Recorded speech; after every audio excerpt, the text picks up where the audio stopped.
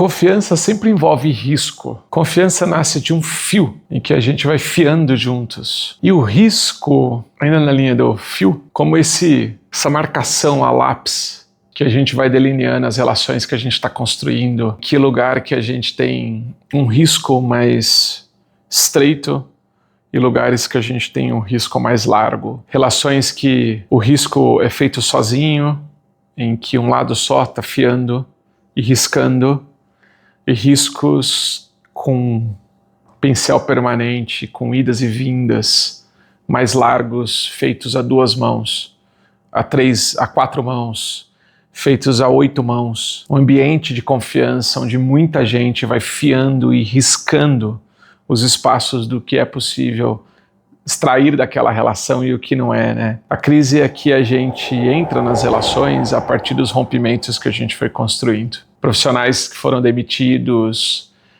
que perderam investimentos, que foram surpreendidos por decisões que não queriam, gente que foi construindo relações de trabalho a partir da hipótese do rompimento e do amanhã. E aí não confia para preservar a vida e não correr o risco de incorrer numa decepção futura. Esses fios que a gente vai fiando ao longo da jornada. Quando a gente está nesse ambiente de névoa, que pede lucidez e que a gente coloque luz, os fios das relações, quanto que a gente consegue se manter perto para caminhar em bloco, confiando que cada um está olhando para frente, para trás, se movimentando diante do que é possível na névoa e cuidando da sua parte do caminho. E é interessante porque a confiança se constrói de costas para o outro. Você nem sempre está vendo tudo que o outro está fazendo, né?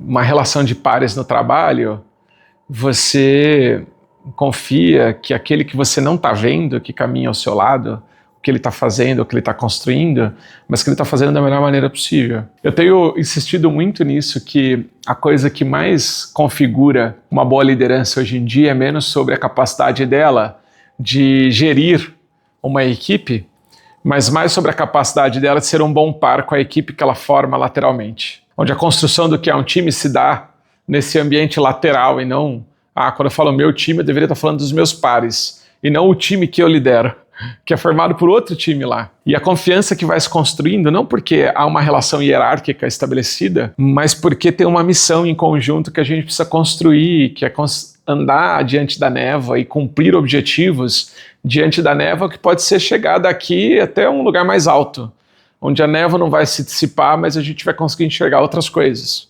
Ou conseguir caminhar 10 quilômetros sob a névoa. A confiança se desfaz no barulho, nesse excesso de barulho, porque você para de ouvir a voz do outro do jeito que deveria. E o barulho é fulano disse tal coisa, tal área representou tal coisa. Ou tal área, numa reunião, soltou tal informação. E você pensa no par que está caminhando do seu lado e você diz, pô, essa confiança aí que a gente tinha começou a ser abalada. Esse fio que a gente estava construindo junto, né? O gesto lúcido, para mim, de uma liderança nasce deste lugar de construir bons acordos. O que sobra é o acordo. O que sobra é a relação daquilo que a gente combinou. Me importa pouco se você escolhe no ritmo que a gente está estabelecendo, se você tem uma escolha de caminhar em uma perna só, se você escolhe, ao invés de dar passos largos, fazer múltiplos passos curtos. Mas no ritmo que a gente está caminhando, qual é o acordo que a gente faz? O que pode acontecer, o que não deve acontecer enquanto a gente está caminhando? E preferencialmente acordos que não invadam o jeito de ser do outro, que não invada as escolhas individuais, mas esse bem correr coletivo. É onde os riscos assumidos são compartilhados. E lembrando que a gente vai estar andando de costas um para o outro, e nem sempre vai estar vendo o que o outro está fazendo. O que é um casamento, se não mais sobre o que acontece quando os dois não estão juntos, né? A confiança é exigida quando os dois não estão juntos. A confiança é esse negócio que a gente precisa quando a gente não está olhando. Quando a gente está olhando, a gente está vendo, né? A confiança é como essa coisa que a gente precisa de escolher assumir o risco do imponderável em relação ao outro. E ainda assim escolher continuar caminhando. Eu acho que é lúcida uma liderança que confia e que não é neutra, porque ela corre o risco junto com o outro, mesmo diante de momentos em que eu sinto que a confiança é abalada, eu escolho continuar caminhando na névoa. Porque na névoa a gente não paralisa, a gente continua caminhando, ainda do risco de aparecer uma pedra na frente, ainda no risco de ter sido um de nós na jornada ter colocado lá, para que o outro tropece. Não é porque alguém colocou uma pedra no meu caminho que o caminho está errado. E aí abre uma dimensão de confiança para mim, que é a integridade de quem confia. A minha confiança fala mais sobre mim e mais sobre o acordo que fizemos do que a sua capacidade, competência, integridade de cumprir aquilo que foi construído entre nós.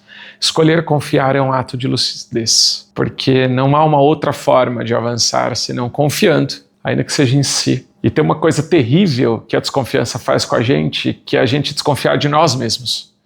Quando há uma quebra de confiança do outro lado, a gente passa a confiar naquilo que a gente mesmo construiu. É um fiar interno, um risco sobre si mesmo que pode ser compartilhado com o outro. A vantagem é que quando você desconfiar de si, você pode confiar no acordo de quem está caminhando do seu lado.